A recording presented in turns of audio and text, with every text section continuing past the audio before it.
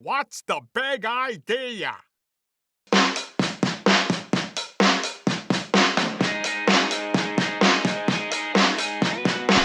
Did you hit it? And I hit it. I hit it. I kicked it. The button We are has back. been pressed. I think my camera's off. Oh, Yeah, I'll stop this. Let me just, Or you want to fix it? We'll fix it. We won't even stop. Oh, that's good. doing it live. Nice. Yeah, that's good. I forgot. I was almost going to censor it. You got a tech guy, right? So Oh it's yeah, all we good. got yeah. Medtech. Today we are here with episode number 36. I thought you were gonna say me. With episode number Eric. No, today we're here with Eric. Oh, today we're here with the special guest Eric. You're on. You're supposed to say it's a pleasure to be here. Yeah, been here the whole time. It's a pleasure. No, you're just supposed to say it's a pleasure to be here. It's a nice setup you got here. And then I'm supposed to say thanks. You like my hair? And then you're supposed to say yeah. Yeah. Did you get a haircut? I did get a haircut. Nice. Actually, I have several hairs cut, not just Shave- the one. Oh, right. It's funny how we do that. Hair cut Well- implies like singular hair. Yeah, but we don't say hairs. The plural. Don't say the plural for hairs. Hair is hair, because the plural for hair is Right. hairs. You got a hairdo?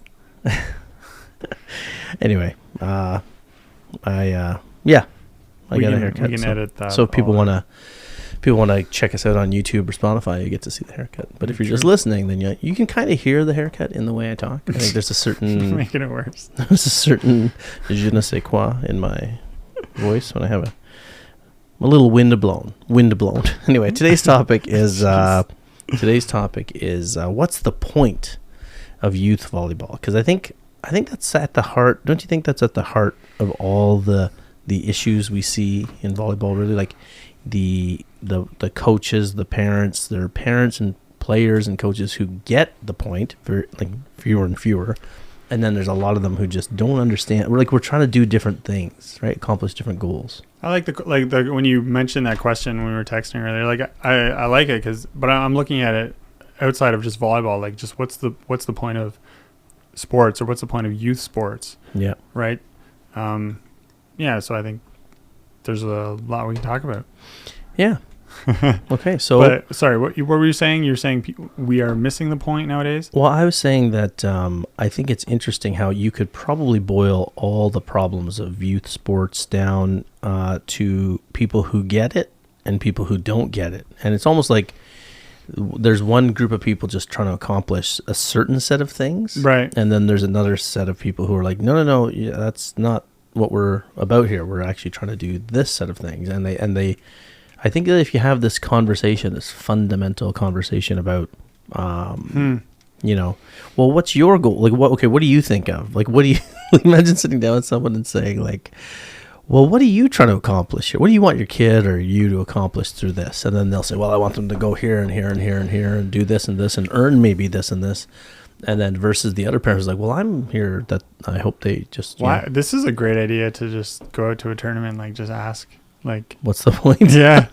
And, like, throw in some money somehow so people, like... Make it a trivia question? Yeah. Like, and tell them they're wrong. Just so like, we can get some honest answers. But what if they're living, Eric, what if they're living their truth? There's nothing wrong with that. It's just be interesting to hear, because I think we will hear. What do you how do we... Well, because you said give away money and stuff, but what if we don't... If we don't agree with what their answer is, then we're not validating we're not truth. there. We're not there to... Oh, well, no. Are we looking for money away truth? somehow, like with just some other random trivia? Oh, I thought you were talking about criticizing their perspective. No, not criticizing. Just gathering information. Oh, okay. It would be interesting. So what if we made the question really simple? Like, what's the point of everything? Well... yeah, I'm they would look like me. Yeah. And then they'd say something and you go, sorry, that's incorrect. No, that's not the point of everything. What is the point of youth volleyball, Eric? Do you want to start us off, or do you have any questions or thoughts on the matter? I don't think it's that easy. I think... you think it's easy? No, I said I don't think it's that easy to answer. Okay, yeah. I just think that sports are really important for... like the development of a kid into an adult, and then like an adult through like the rest of their life. Now, this is obviously coming from the opinion of someone who's played sports their whole life. Mm-hmm. And I can't see myself ever stopping any form of athletic activity or fitness or whatever. If anything, my interest is growing more in it. Yep. As you know, and that's going to keep going. And then it just branches into so many other things. Like, you know, like recently I've been reading like how your mind and body are so connected, and if you're neglecting one, it's going to affect the other, and vice versa. So like the better you do in sport, the better you can do like with mental activities or so when you say tackling what do you mean by and, the better you do in sport? or sorry, not the better you do, but because some people would have a thing with that. Right. I don't think, sorry, not the better you do, just the more you are active or right. The more you are engaged. Yeah. Like it's a good analogy, right? Your brain is like a muscle, like, so the more you use it, the better it is. And then the brain is just like a variation of a whole bunch of different muscles. There's different ways you can exercise your brain, right? Mm-hmm. So yeah, to me, sport is just something that is like really important for the development, of a human being, and also the maintenance of their well-being, like right, until indefinitely, right? Thanks. You just the show's over. Well, Eric, way to go. Remember when we were listening? You gave away the answer. Remember we were listening to that podcast, Laird Hamilton. He was talking about his buddy who was like way older than him. Mm-hmm. He's like in his 80s, and he was like recently jumping out of a helicopter, snowboarding. Yep. And then he was like riding his bicycle, and like literally, you know, the guy's like still able to eat like cake and stuff like that. He's not like super unhealthy on a restricted diet and like, you know, in terrible health. He's like living life like crazy. And then he talks about his other buddy who was younger. Oh, sorry. Remember that the older guy like died, but he died like happy. Yeah. Like literally active the one day and then like died in his sleep or something. Right. Like that would be the best way to go. And then he's talking about his other buddy. I forget his name, but he was like, he like ran a marathon and then he had a kickboxing fight that night. Right. And he runs to it. And then he gets ready for the fight and then knocks the opponent out, like in like the first. Can you imagine how intimidating that would be? You get in there and you're like, this guy just ran a marathon. Oh, I know. And then he just kicks the crap out of you. So should have went for his legs. Yeah, right. I mean, those stories are just crazy. And like, and so if people don't know, Laird Hamilton is right. Surfer phenomenon. He's like the OG big wave surfer. Yeah, well, big wave surfer in the world. Like, maybe he wouldn't call himself the OG. Yeah, no, but he's like he hit the mass media surfing thing, and he's known to have surfed some of the biggest waves in the world, kind of set records, and shied away, by the way. The cool thing about Laird Hamilton, he intentionally did not want to go into competitions because he didn't like the idea of being judged by people and ranking people based on their surfing, because he thought that was sort of a free and pure thing. And it's kind of interesting because it ties in with what we talked about beach volleyball a lot, where like beach is like this free thing that you should be doing for passion, enjoyment, and whereas indoor feels a lot more formalized. And you know, that's where I think that's why there's that surfer vibe, I think, on the beach too. Right. And who did he marry? Right. He married a great, one of the best female beach volleyball players of all time, and Gabby Reese. Shout out to Laird and Gabby Reese. Tag them. They have clothing on. They have some pro beach players who are wearing Laird's beach clothing. And he has that amazing exercise program that he developed because he got hip replacement or surgery, I forget. But he definitely had some kind of surgery. And then he developed a training program underwater. PTX. So I forget. XPT, something XPT, I think. Yeah. Underwater dumbbells. Yeah. He lives, he's a Hawaiian guy. Moved to Hawaii at a very young age. And that's part of the reason is because he was an outsider and then kind of judged differently. Yeah. And like, so cool story. And he ties in with this too, because the mindset of what is the journey through sport, like for like, I think you said was bang on. And one of the cool things about what you said and what you didn't say was about, you didn't talk about results. You didn't talk about the winning. You didn't talk about the losing. You talked about journey, process. Because, I mean, we hear this a lot, and like in some of the face groups we're a part of, I saw like today that, a father was saying that maybe he doesn't think his daughter should play rep volleyball because she's very short and she's not going to go anywhere with it. And I just found that very interesting because what he's already destination based, and he's already like results based, versus like, what about the idea that youth volleyball in particular is about the journey, it's about the process, it's about, that sucks, it's because his the thought, what he's thinking, the decisions that may come from that line of thought, who knows how many opportunities that may pull her out of in the sport or whatever, right? So that's what you're trying to get to, right? Like, wouldn't well, and it just misses the point, because like now you've also set this in your child's mind or in your family's mind, so that way the kid now thinks that the results or the making the top team is important at a very young age, versus going through the process of hardship, right? That's what we talk about on the show all the time. So I think that really what we're seeing is we see so many coaches that are thinking this way too, and it's the reason why they bench players. It's the reason why they don't let kids do things, because they don't think they're good at them, rather than letting it. We talked about this a long time ago. Is there sound? Is there background sound? Yeah, there's like, is it the humidifier? No, I don't think so. Oh, It's not plugged in. Do you hear something? Yeah, it's in. It's in the. Oh, yeah. Okay. Hopefully, it's water here. Yeah. Hopefully, it doesn't. Well, it's we're in a professional studio. Oh yeah. And there's a lot of construction going on. Yeah, there's construction going on. They're building it. We're adding on to the studio because the show's doing so well. Yeah, that's right. We're over 600 followers on YouTube, my friend. Subscribers. It's just 3.1K followers on social media, on Facebook. If only we can get our Instagram. It's not about the results. No, it's not. But if only we could get our Instagram followers up. No, just kidding. We actually don't even care about those numbers. But subscribe anyway. Yeah.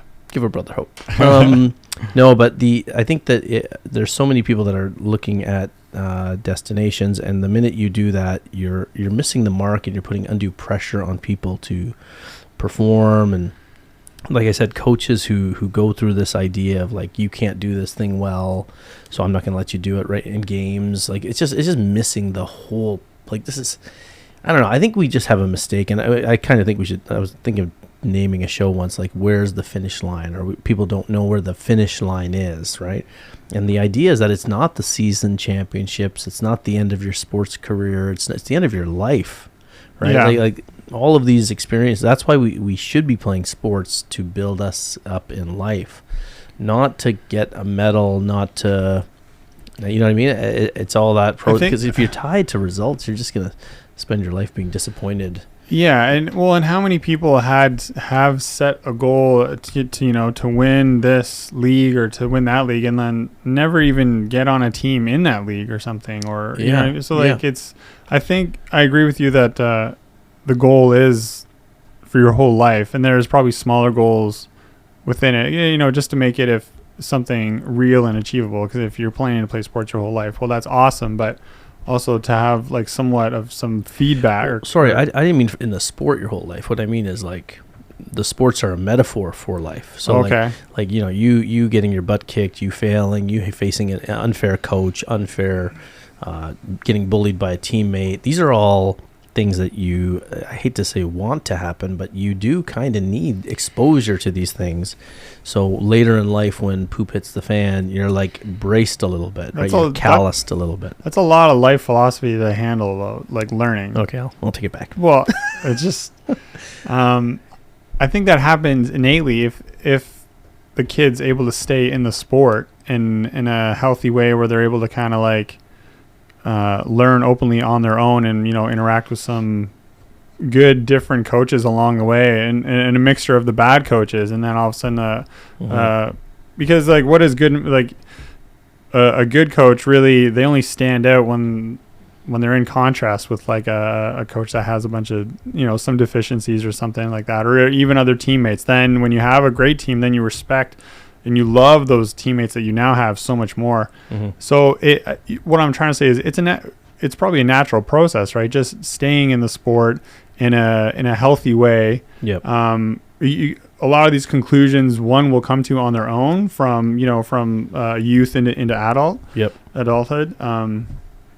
Yeah. So like I see what you're getting at too. Like we, for example, I don't know if people listen to the show, but so we've never really had, like, I had $2 Play Club, and we had a lot of really bad coaches all along the way. I can't think of one coach. I know you guys had it rough. Well, no, we didn't have it rough. That's the thing. We were very typical. We're very typical. You heard like so. Yeah. Update for people. We should tell people what happened after like my daughter left her team this year in a Yeah. very crucial Yeah. year. By the way, she said she got an email back from one of the universities she really wanted to go, and they said their team is full, but they want her to come out to tryouts. So Oh, that's awesome. yeah, because that means that they wouldn't say that. They to wouldn't, people. yeah. And it's a coach that likes aggressive serving. I know for a fact. So Okay. now she just has to get into the school. Yeah. Academically, so Yeah. maybe she should send the email. Look, anyway. So update. So my daughter quit her team because her coach was just telling her insane things. If you didn't listen to the episode, basically she was a highest percentage kill aces probably in her division in our area on the team for sure. Highest kills, number of kills on the team. And her coaches, for some reason, just out of sheer like power trippy stuff, told her to stop spin serving. They wanted her to float serve more, and then stop trying to hit the ball so hard because she's too short. And she was like baffled. She was baffled by this. It was random. Because she was questioning their authority, right? It's because they were saying some other stupid things. Being assertive, and she was kind of just not even. I would say I think they know that who her dad is, and they know that I know, and so they were trying to flex a little bit, and it was weird. Anyway, so after my daughter tried it for a bit, but then it was obviously we're going to start benching her if they didn't listen to her. She didn't listen to her stupid advice. This is 17-year-old volleyball players, by the way, going into post-secondary. Yeah. And they want her to take the foot off the gas for some unknown reason. Okay, so again, this is what we're talking about with the power trippy loser coaches. So my daughter, I asked her, she's like, yeah, I can't play for these guys. She tried a couple practices. They were just stupid advice. Irrational, don't know anything about positional, and were not willing to learn. They're not willing to admit they didn't know. So she gets a FaceTime from one of her teammates they're at the season end championships, right? And these are the big tournaments of the year. And a teammate says to her, so one of the team's backup setter, who was the coach asked to join the team, and then the coach almost never played her as setter, even though he asked her to come and set for the team. And she's in first year university. Yeah. She's still young enough to play. And then she told him that she couldn't make the final 2 practices before this big tournament because she had first year university exams. She's up all night working her butt off. And most coaches would say, yeah, I get it. He took her aside on the first day of this 3-day tournament and said to her, hey, just so you know, you're not going to play at all here. And she was like, what? And this is a big tournament. It's away from her hometown. She had to get a hotel. She had to get a hotel. Her family had to pay for a hotel. Get out there. And he tells her on the first day once she's out there. Tells her on the first day. Doesn't even tell her in advance. After he's asked her to come and set. It's just... he brought her to the team. And then so... the thing here is that he's just being a jerk. This is her last club volleyball tournament of her life. Yeah. Okay, she's played her whole life. So then she sat on the bench all day watching her teammates play, not allowed to play. And then I think she was sitting in the stands almost. And then the next day she took a train home by herself because it's the last club. He didn't think of that at all. All he was thinking about was being an idiot because that's what these coaches are like. And that's not even atypical. I'm telling you right now, that is a common story in these coaches who, and now in fairness, this is the point I wanted to make. Even though we've had these crappy coaches, I am eternally grateful for them. Because if we went through club with dream coach after dream coach after dream coach, I would be very concerned that my kid was getting a false sense of what life is like, Yeah. Whereas now, I think my kids and a lot of kids who deal with this stuff, if they have the right mindset, that's the problem. A lot of parents walk away from this stuff and they're like, F this, that was ruined, and this is horrible, and I hate this. We walked away from now you know about this. And now the next time you see it, and now they can spot it very early in people they want to date and people and coworkers and teachers. And so that's why I'm so messed up, because I had great coaches. That's why you're so messed up. That's what this whole show is about, actually. Is why is Eric... I lied to you about the title. Yeah. The title is actually... Not even the title of the show. It's the title of the podcast. Deep dive of why is Eric is so mad. Yeah. It's sad that you think you're messed up. You want a hug?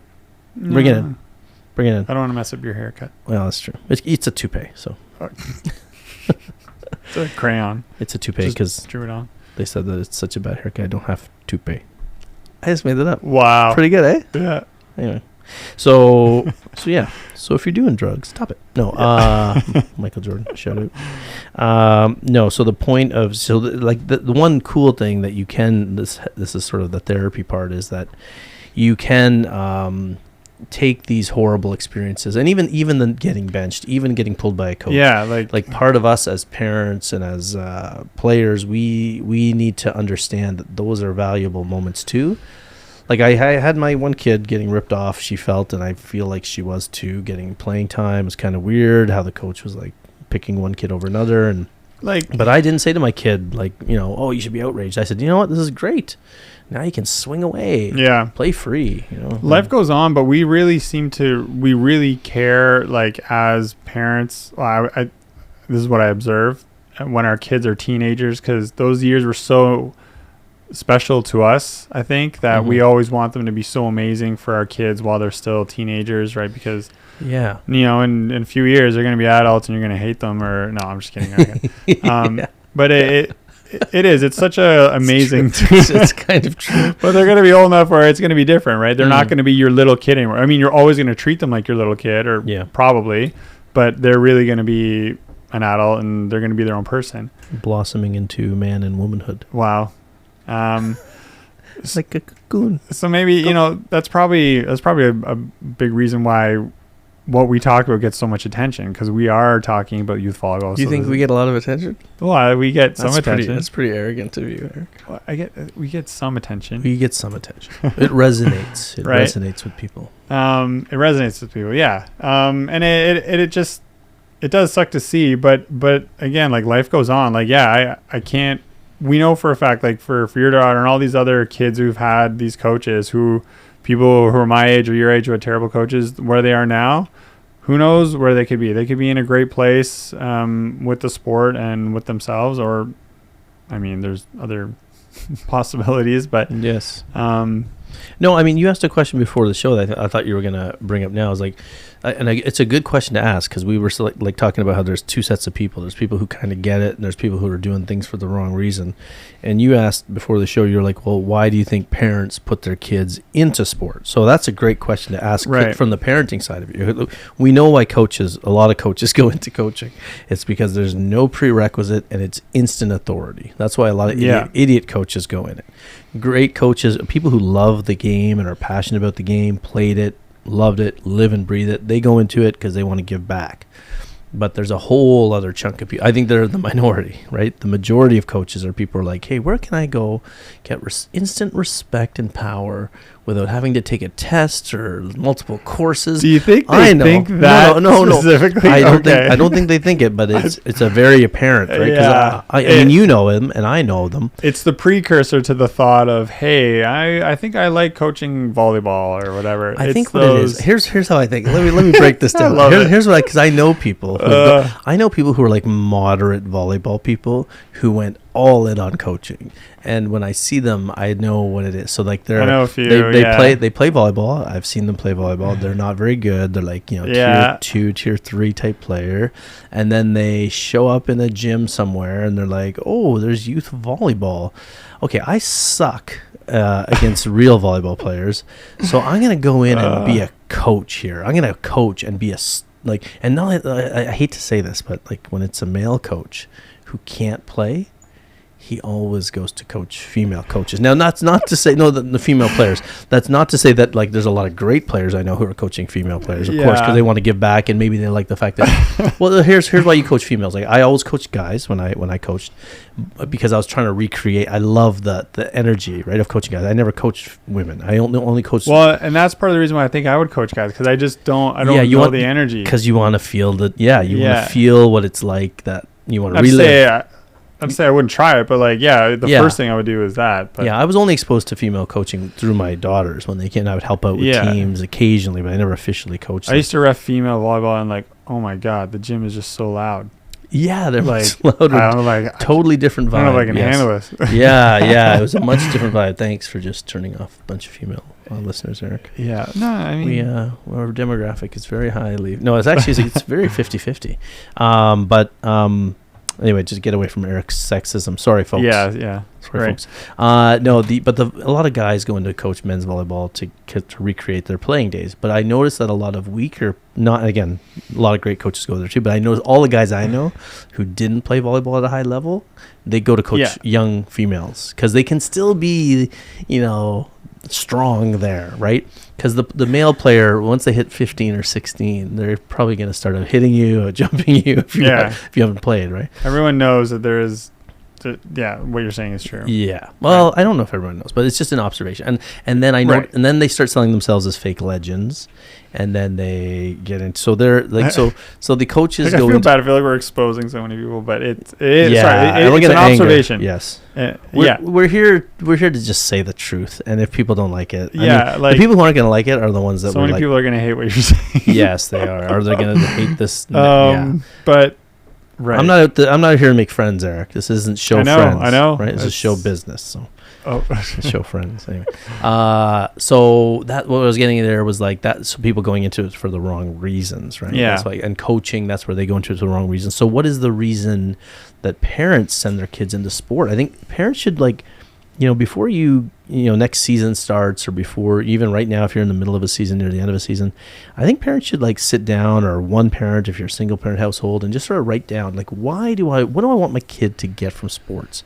Now, what you mentioned, the parent who doesn't play the sport, why are so many parents now putting their kids in sports?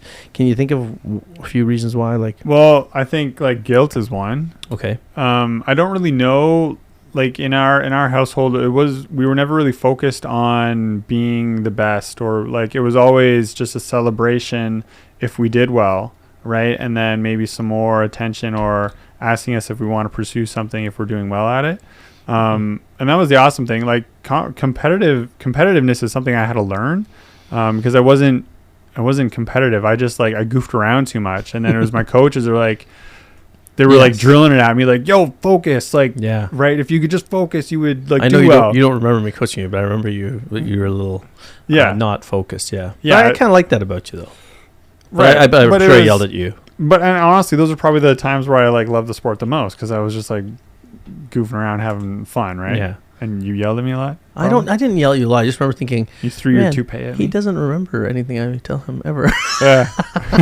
And he doesn't seem to care. Oh man, super distracted all the time. But you were also the youngest, and you were it didn't seem out of character for a teenage boy. Let me put it that way. That's what teenage boys are. Yeah. That's another reason why some good coaches do go to coach females, by the way, because a lot of female athletes are very technical, and when you tell them something and teach them something, they get it pretty fast. Whereas the guy is just all I feel like the girls will get into the system of volleyball sooner. Yeah, they do. Every guy just wants to mash the ball. Exactly. Right? Yeah. And they're all gangly and uncoordinated. Yeah. And that's why if you're a thinker and a player, it's rare, and you do pretty well for whatever you're tall, short, whatever.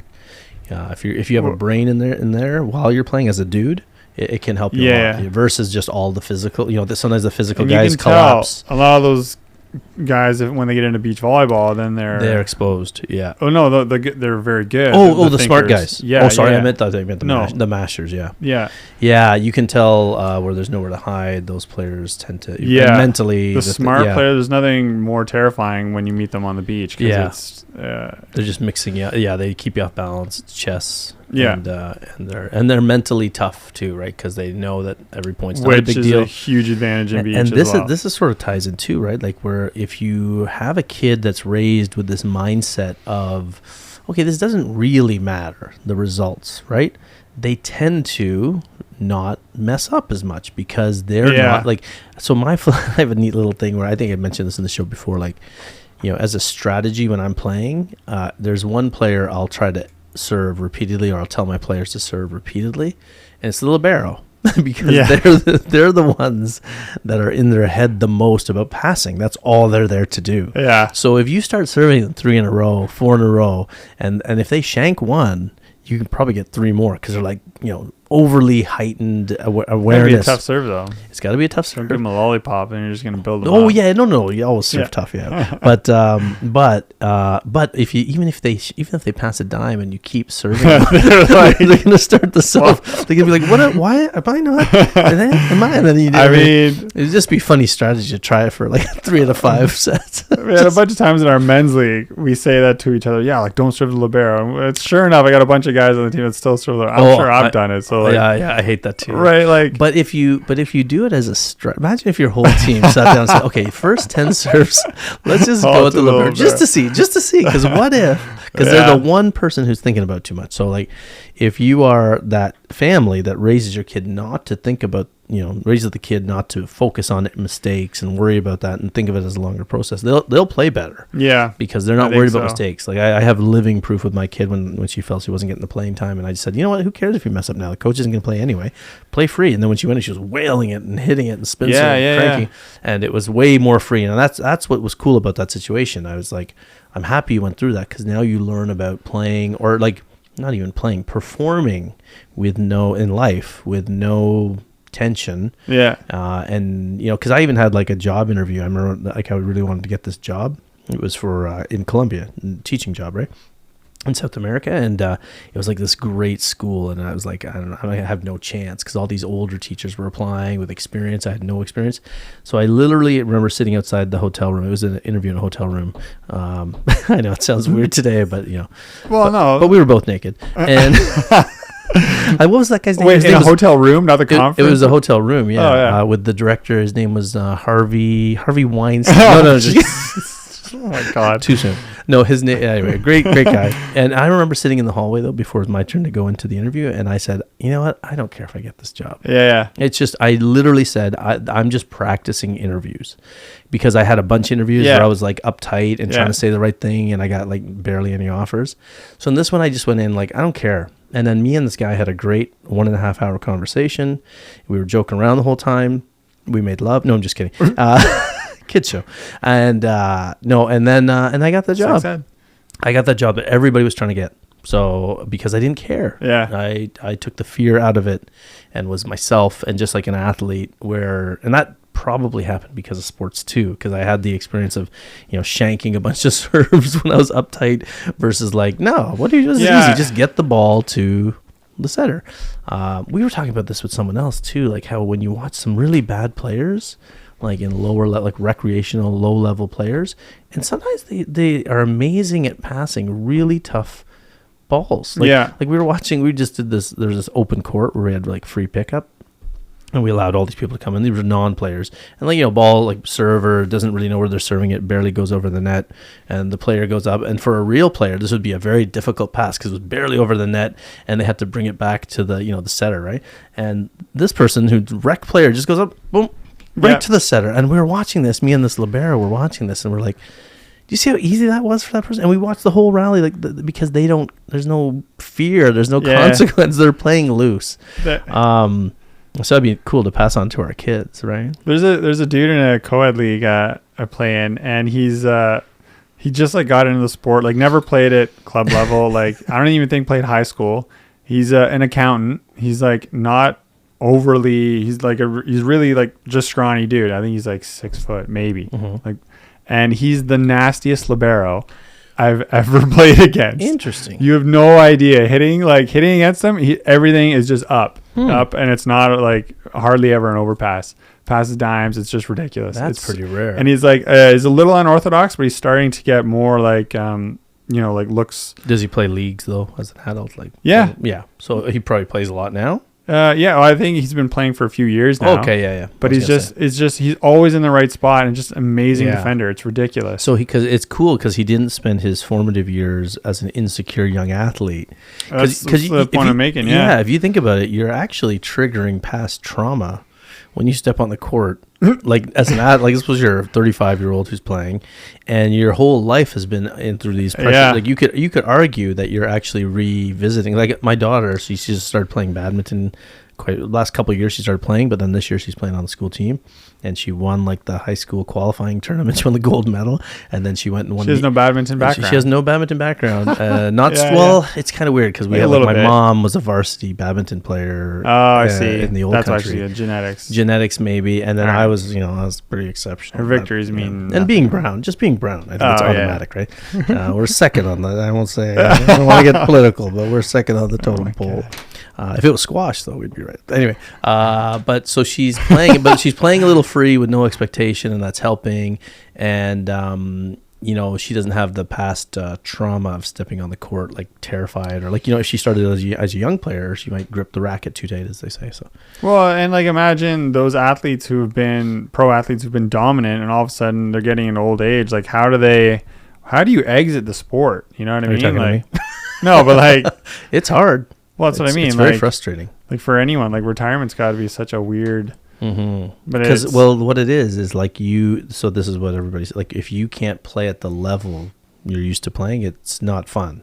Yeah, totally. Anymore. It's like being. Well, you're sort of at. I'm already experiencing you're getting there physically, but I still have the. If I put the work in, I can still play for another like 5 years. But if I don't take care of my body, then right. So late 30s is when the injuries start getting crazy, and then but you can still go like if I train really well, I can still do pretty well. Like if I were to go full regiment and train, but then the body, drop some pounds. Yeah, drop some pounds. What's that supposed to be? This is the weight I need. Yeah. This is my ideal fighting weight. No, but then you can't. Then the body, you still get the injuries. Well, totally. Like and ligaments. And the amount of maintenance. I feel like as adults, this is reality. Whereas when we're kids, you're in superpower mode where you get strength, you get flexibility, and you don't have to put anything in to gain it. You just have it, right? You can like eat whatever.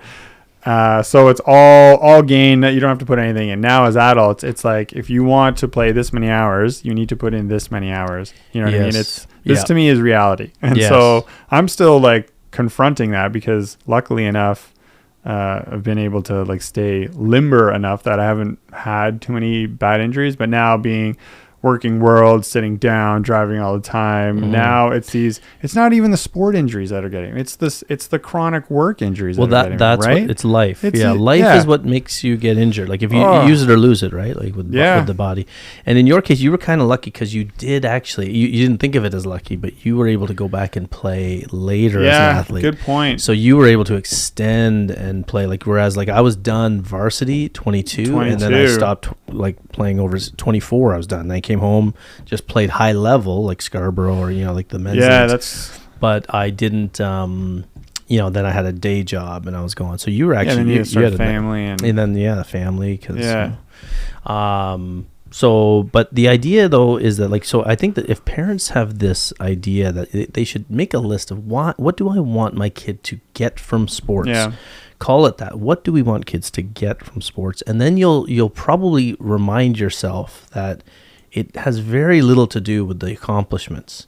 And in some weird way, the accomplishments come automatically to the people who have the right mindset. Yeah. Very rarely do the people who are chasing the golds or chasing, this thing and publicly declare it and talk about it and write about it. Yes, I know it's good to set goals, but sometimes goals can be, depends on how you view these goals, right? If you set them as far away in the back of your mind, great.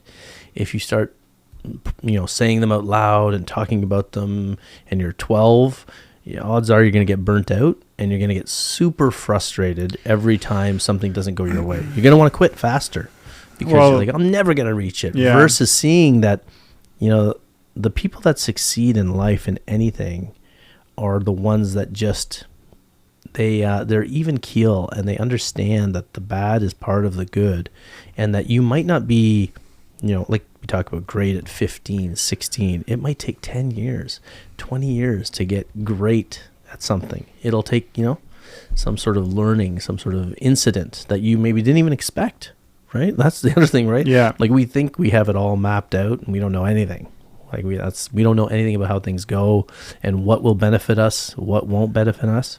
And I think that we like to cut things out or quit things and don't see the value in the bad, right? And parents need to understand this before you put your kid in sport. So one of the things like the reason why I think parents put their kids in sport, I think a lot of non-athlete parents, is I think there's a certain my life would have been better if I played sports. Well, right, because you have you have memories of those. You have memories of those kids in school that were the athletes and they were the winners and everybody loved them. And as our culture gets more in love with pro athletes, I think if everyone reminisces back to their high school days, the jocks were the popular ones. I mean, that's the stereotype and stuff like that. Yeah, on the surface, their lives looked amazing.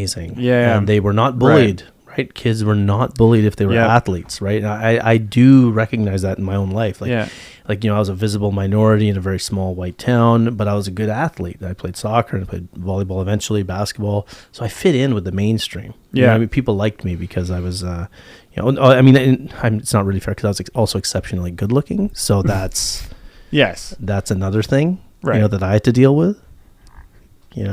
That was my struggle.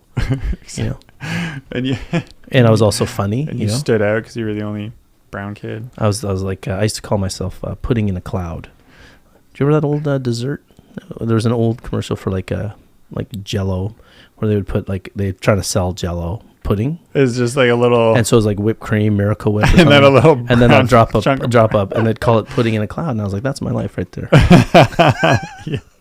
Grew up in a farm town. Yeah. Oh my God. It was funny because we didn't experience much. We moved from a city where we were there's a lot of racism and a lot of problems. My brothers were getting in fights and picked on, and then we moved up to the middle of nowhere, country, and there was no racism. But my theory on that is that there's no fear, right? There's no fear if you're just the one. But in the city where there's numbers are growing, visible minorities, then people get afraid of that because they're taking over. I don't want to get political. Yeah, I don't know. I don't know what to comment on the rate. I'm honestly not good. Oh, Eric's. Oh, right. Because, in previous episodes, in case you don't know, Eric accidentally says a lot of racist things. What? Accidentally. Oh, yes. Remember, Buddhists? You criticized the Buddhists. What did I say about them? Something about Buddhists are bad. I call them then people are. No, you said something bad about Buddhists. And then you said something about, I think, just about every race. Homeless people. There was something, that was very disturbing. And homeless people are a race. No, stop it. Okay. But it's the other good thing of if we look at Agassi, right? Andre Agassi, the tennis star. Yeah. His story, it's amazing how he even came back to the sport because there's a parent who was already predetermining his kid's future, right? Forcing him into tennis, taking him to camps all the time. Or I think he was a tennis pro himself, is that, or a high level player, and he was giving him one-on-one instruction and just trying to raise him to be amazing. I think he did it to all of his kids, right? Yeah. Andre wasn't the only one, but Andre was one who showed some skill at it, but it also sounded like a fairly abusive, childhood.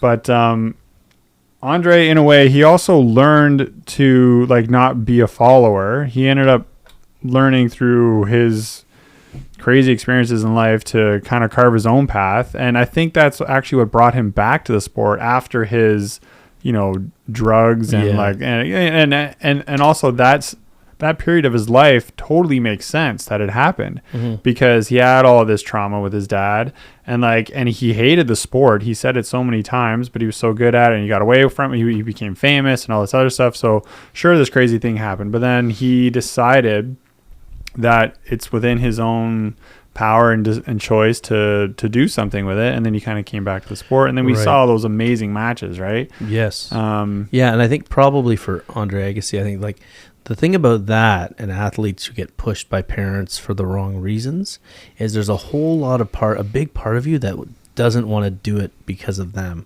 Like, you think that if you succeed, then that parent wins. Yeah, I'm not going to do this. right. For that. I'm not going to do this Totally. for that jerk. I'm not going to give that jerk what he wants. Totally. I'm going to sabotage this. I'm going to crash and burn until such a time where he wanted it for himself. And then That's when he shaved. And it's funny. He shaved his head, and he came back as a different. When dude. he goes into this terrible depressed state, and now it's almost like in a way he's resetting everything, and then he's like, I'm going to come back on my own terms without my dad. Yeah, and he realized, hey, I want this too. Yeah. But you can bypass that parent stuff. I mean, the Williams sisters went through the same thing, right? Where there were some times there where they were like, the dad is crazy and he's pushing too hard. And, I mean, it's kind of funny that, I don't know, I sometimes feel like I wonder why we hear about the Williams sisters' parents, dad so much. I mean, I think for every tennis star out there, they have that. A lot of them have that story. I think so too, especially in tennis, because it's such a individual sport, and like the parents are very involved in it. Yeah, and there's a lot of money. There's a lot of money potential. There's huge money in it. If your kid makes it, yeah. So that's got to be a common thing in tennis. Actually, I think it is. But we tend to. I think there's overemphasis of the Williams sisters. Just and then the whole Will Smith thing. I didn't watch the movie. I didn't watch the movie. I was just making fun of Will Smith. But he had similar issues, right? Like if his dad's family pushed him into acting. Well, it was like not so much for greatness of acting. It was more so just his dad abusing his mother, and he never stood up for her. And he always wanted to. I think that some of that Chris Rock stuff was a little bit of him. Facing his dad a bit there. In a weird way. Probably. But anyway. We don't want to get political. We don't want to. We don't want to get paparazzi. Paparazzi. Do you call that political? That's not really. Well, what's that? TMZ. Gossipy. I don't know what goes on in these people's lives, but I was born in Tiger Woods. Yeah, Tiger Woods. Right. Yeah, the parent driving the kid for the wrong reason. Every athlete, whether pro or not, they have a history with their parents. But see, everyone's got a story. Yeah, but that's interesting because what the problem with this is that when we bring up these world number ones, right, or these great athletes, and we talk about the toxic parent or the crazy parent that actually it worked, the problem is we don't see the 5 or 10 million kids who are in the mental institution or suicidal. But it's funny because even the Tiger Woods. There's always going to be an outlier. Well, look at where Tiger Woods' life went. Look at where Andre Agassi's life went. That's what I'm saying. Yeah. Right? But the problem is the media holds these people up, and these parents think, okay, that's what it takes. And I brought up Agassi specifically because he was able to then gain some self-confidence and decide for himself. Yeah. Right? And then he came back. And Tiger is still back, but Tiger had a bunch of terrible things. Yeah. And he still might not be back, yeah. Yeah, and he's not exactly dominant again. No, right? No, he won't be. Yeah. And he won't be. But his body's a mess from the. But when Agassi did come back, he didn't come back for that long. He kind of came back, proved a point, and it's then like 2 different careers under Agassi. It's pretty amazing. I remember watching that. That was pretty crazy to watch. But what you said is so important because these are the outliers of tens of millions. Yeah. Right, and so we have to make sure we remind ourselves of that because the only reason Agassi succeeded was because he came around to the right way of viewing the sport, right? Yes. And actually, if you think about it, he never reached the level the first time around. He won Wimbledon. That was like a fluke. Everybody thought it was a fluke that Agassi won the Wimbledon because he was too flashy, the hair. And then he kind of and he was very inconsistent, right? He was always an underachiever. Yeah. And then he went away, had all this stuff, came back with the right mindset of, wow, all of that crap that happened to me is actually in some weird way helping me. Yeah. But I'm doing this for me now. And then he worked harder, and then he surrounded himself with a really strong team of physical people, mental people, and great players who play high level pro players that coached him. I got to read Open. I have it. I have it too. Yeah, I haven't read the whole thing, but I got to read that for sure. That's a key point I think we made, that the parent that sees that thinks that that's what it takes. When they really don't know that was a barrier. It was a barrier these athletes had to overcome. And yes, barriers are great, but man, there's a faster way to get there, right? I think so. I mean, because then you can compare it to Federer, right? He clearly grew up in a different, and I don't know for sure. I'm sure there's autobiographies written on him or biographies. Yeah, a little bit. Yeah. I saw some cool stuff about him. He had a lot of anger issues when he was young. Well, right. But he had also seemed like he was involved in a lot of different sports, right? You can tell we're getting in close to tennis season. Yeah. Right. Kind of give more freedom. And if you're involved in more sports, that means you care equally less for each one. That's right. So good, you're not so tunnel vision in one. Mm-hmm. And then therefore when you go and play whatever, you don't care. So you are naturally just more open. Yep.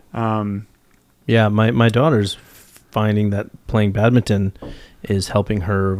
She's playing better in volleyball. Yeah. She comes back sore in completely different ways. Yeah. She's like, I can't move, and I'm like, that's why multi-sport athletes are good. Yeah. Not only is it better, like it's a metaphor, right? Your body is like not used to exercising these muscles. Yeah. Your mind is now also more diverse too. And like you said, then the perspective and the significance of each point on the volleyball court becomes so much less because you have other areas holding up your self-esteem, other things to think about.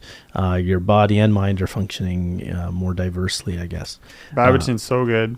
It's a great sport. Yeah, it's fun. I want to get back into hockey, actually. I thought about that the other day because I think that helped me because I first went hockey into volleyball because like your legs and your freaking glutes get so strong. Yep. But your back kind of gets messed up. But it can, yeah. But now you know the exercises to stabilize the back that you didn't know back then. Like, I remember you had a bad back when I coached you too. Yeah, it's from hockey. Yeah. Yeah. Hunched over like that. Yeah. No, mad growth spurts and then like leaning over. Yeah. I remember too, my back used to, I had bad back and we used to, like we had the ponds. We didn't play formal hockey, but we played pond hockey all the time. We had 4 frozen ponds. And, look at the friggin' legs on Sidney Crosby.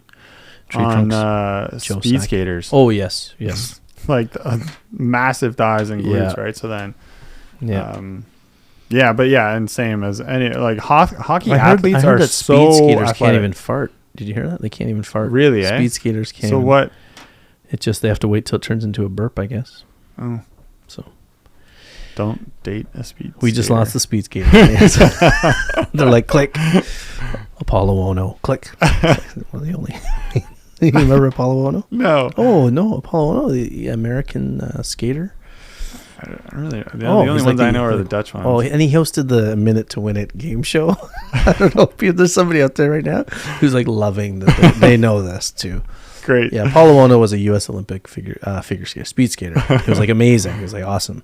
And then sadly he ended up hosting terrible game show. and his jeans and his quads were massive. Really? Yeah. So, not that I was looking, but well, that's funny. That's funny. Anyway, yeah. So I think though that parents, like, there's parents who can say, what do we want our kid to get from sports? Well, like, what does it teach you? What do sports teach you? Well, the social aspects were amazing. Yeah. I had a lot of fun. I met a lot of different people. Best memories sometimes are off the court, eh? Yeah. Mm-hmm. So I get that would be like self-esteem and stuff, and just social skills, right? Yeah. A lot of the reason why I played the sport was like why I got into like snowboarding. That was a huge social thing. That wasn't a sport to me, but it was a way to, surf. But then you're really just hanging out with your friends, and to get girls. No, I'm just kidding. Probably a little bit. Yeah. No. But it was a fun thing to do. Yeah. It was competitive. Yeah, and it was fun at its core. And it was like different or whatever. And then hockey, friendships. Yeah. I think there's honestly most of them were that, and then it was just like being able to like, hey, do this thing and be kind of good at it. Yes. Like it just feels self-esteem good. building. You know what I mean? Yeah. I mean, and there's also like there's the intended, like, we want our kids to fit in. I think that's another one where we talked about the parent who hasn't played sports. They really want their kid to be better than they were. Yeah. Right. And sports teaches you discipline, strength, confidence. Well, I was going to say discipline because I like thinking about it. Why did I get up and go to like high school practice at like 6:30 in the morning? I chose to do that. Like definitely my parents helped push me. And like, the team pushes you. It was my commitment to that's actually the main reason why I went, because like if it was up to me I would not have been going. No, but all those other people were going. Yeah, but then it was something about getting there at 6:30 and then running like laps around the school and then doing stairs and doing all this training. There's something about that, like when you're done that's the discipline, and then you're free. You're now like, you just feel amazing, but you don't.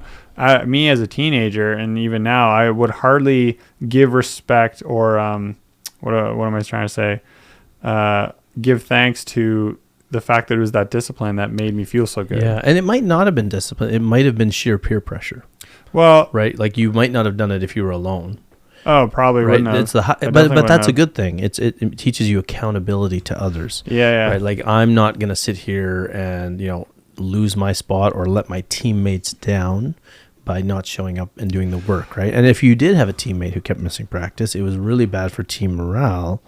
Especially if the coach didn't have that player have a consequence. So, I mean, so there's the intended things, like there's the intended reasons we put our kids into sports or that we go into sports. Like, okay, and most of the kids aren't thinking about things like discipline. No. Those are the... I loved like racing against people, like in drills. That was like, I loved that. Mm-hmm. That was super fun. And so I think that maybe that naturally happens with kids. Like when you're doing a drill, you see someone... It can. I mean, so it means you have something in you that is. I think that's what started the competitiveness. Yeah, some people don't have that. I think but then you get into like, why are we all here anyway? This is a select group of people who chose this thing, so that's why the competitive thing feels very natural in that setting. But if you take someone like off the street and say, "Hey, come on in here," they're gonna be like, "Why are we? I don't care." Yeah. So there's a selected group of people. You know what I mean? Like a biased sample, I guess we would call that, in an experiment. Which is what you want. Yes, in a team you want your competitors. Yes, to be and high. I think that's why a lot of parents, that'd be amazing. They weren't that, and they want their kid to be that. So well, then there's an issue there, right? Because if you haven't gone through that, and those are the parents that are the worst. Oh, right. Those parents push their kids the hardest.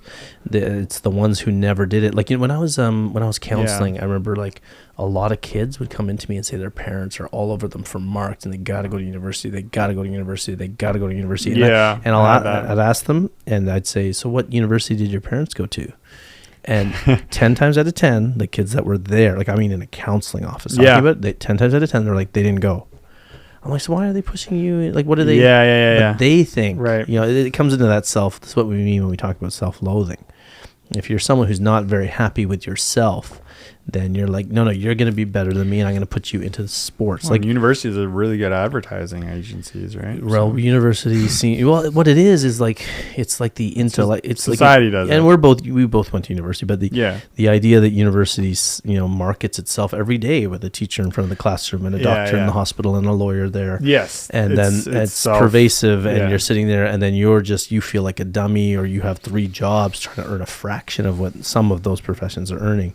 And then, and it's condescending, and so people grow up in an inferiority complex, and then they put it on their kids. And the same thing happens in sports, right? Where I have an inferiority complex as an athlete, so my kid's gonna be a superstar, right? And they've never done it, and they don't know. Everyone's always, because we don't know, like hierarchies occur naturally. Yes. Right. Yeah. And so everyone must be innately afraid of it, or have the pressure to then climb it. Yeah, I mean, people just, we pass our insecurities onto our kids. So grass is always greener on the other side. Yeah. This will solve all my problems. I want my kid to be better than me, right? So that's sort of, the thinking. And that's why I think some of those parents, when as a club parent now, I look around the stands and 95% of the parents were not athletes. You know what I mean? Like you don't see many. How's that possible, man? Yeah, because there were few athletes who did high level stuff. But but I wonder what the numbers are like when there's like of the population of 4 to 8 year olds. How many of them are playing house league soccer and all this super stuff? Super high numbers, right? Yeah. And then when you get to 10 to 14, how much does it decline? Just in participation in general. Yeah, huge. Because genetics kick in, right? Despite people. Like if you have 2 people who never played sports, I guess it's very difficult for their kid to, unless they had the mindset of an athlete. There's a bunch of there's a bunch of things, yeah. But I did notice that in volleyball, like my kids would be when they were very young, like they would be losing to kids who like had no genetics, no volleyball, no athletics bone in the parent's body. these are the years where I was like happy they were losing and going through the struggle, and they had the fight, and they were just almost falling in the habit of losing. You ever feel that way? Like you're like, man, we never seem to win any, the big games. Yeah. I think every athlete has that feeling. Like, man, everybody else seems to be doing all the winning. But then eventually, I knew, and I told him, like, listen, you have some genetics here. We're watching stuff. Grew up in this family. You're surrounded by it. People all around, like you're around them too. And sure enough, as they got older, they started passing those kids, right? And they started getting better than those kids. And not because they were like, not that getting better is the goal, but there is something there about they had the mindset of sticking with process and taking the good with the bad. And they would always say that, when they were younger, they were like, they don't know if they'll go back and watch their video of beach from a year before. Right. And they'll be like, oh my God, we were so bad. I remember that. You're not seeing how much progress you're making. Yeah. And they didn't have this expectation of you guys. It was never about having to get better. You were, if anything, talking to them, they wanted to get out of the sport. We were saying like this, like things are always losing. And you just reminded them of, yeah, they didn't really want to quit the sport ever. I mean, that's right. We want to do that. We got to do that show next. Right. What happens when your kid does really legit want to quit? Because a lot of parents struggle with that too, and they try to. For me, it was I had to do hockey. Like, it's so crazy. Hockey practice at, like, honestly, get up at 5 or like be there at the arena at 5:30. It's nuts for like an 8-year-old, right? Oh yeah. And I never wanted to do it, but I think my mom would always say, like, she's like, do you like hockey? And I would always be like, yeah, I would always say yes, because it's true. And then she'd have to remind me. She's like, remember yesterday, or like when I took you to practice, or you off when you went to a game, and how big your smile was when you got off the ice. I'm like, yeah, it's and funny. she's like, well, it's gonna be the same thing. We just have to get up and get there. And every time I would go to practice, and it'd be the same thing. Pull my helmet off, got steam blasting off my head, and I just got a big grin from you. Right? Yeah. So that was always how because I endlessly didn't want to get up. Right? No, we've had that. And I think every parent listening can relate to that for sure, where the kid doesn't realize how much fun they have. We still struggle with it. Like talk about this, like if we're coaching or something, or like we don't want to go do something, and then afterwards we have the high. Yeah. That's that line again. Motivation never comes before you start; it's during. Yeah. You never feel motivated before you start something. So anybody listening to this, if you're talking about going to the gym or you're talking about exercising, and you don't feel like it's across the board, just understand that once you start, whether it's work, even if it's like desk work. Once you start it, then you get a little fired up and you get going, working out, exercising. Yeah. So, it's just, I just wish that people would understand that, like youth sports are so much more about the whole story of it. Like, when you're in your 50s thinking about, I'm almost there thinking back on my sporting days. Like, it's all just fun memory. Even the crappy stuff is the fun memory. Like, I enjoy thinking about my rookie year where I was like intimidated and nervous, and that's good. Like, I think those are fun stories. Like, we even talk about them on the show because they make up the story, the adventure. And I just wish people would be able to step back from it, look around, and just say, like, my kid's healthy. They're learning so much through the struggle. That yes, there's a jerk on their team that's bullying them, but that'll form them, that'll shape them.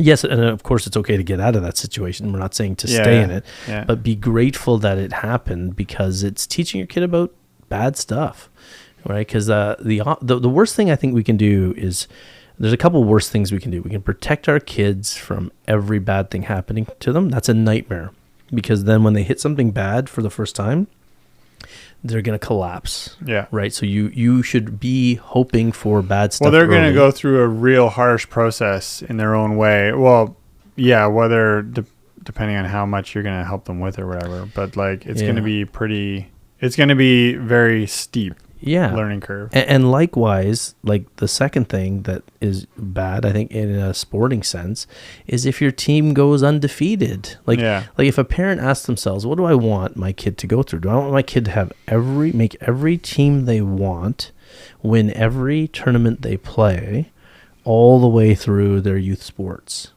Or do I want my kid to have? I mean, maybe one season would be pretty cool. yeah, but that's key that you said one season, because that's the only way you're gonna feel that. Because then it's like, all right, we need to get into a more competitive thing afterwards. Or you just won't feel the benefit. Like you won't understand. Yeah, can't anything about struggle. You won't understand anything about peaks and valleys. You won't understand about bouncing back. Right? Like, isn't there real value in getting your butt kicked and then coming back the next day? Our club, like the same. Like, we never won. Like, we were always always struggling. Yeah.